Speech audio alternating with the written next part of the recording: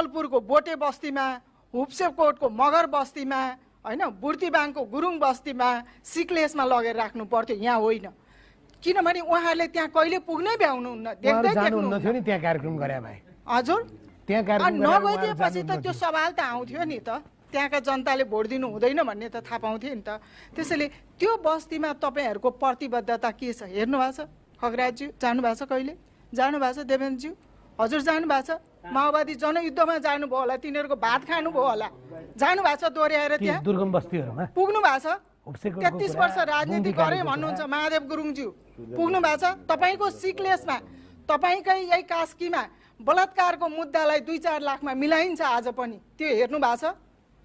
अनि तपाईँहरू हाम्रो अगाडि भोट माग्न आउँदै हुनुहुन्छ, कुन अनुहारले आउनुहुन्छ? मलाई लाज लाग्छ। महिला सुरक्षा घर तपाईँ राज्यको संविधानले सुनिश्चित गरेको छ,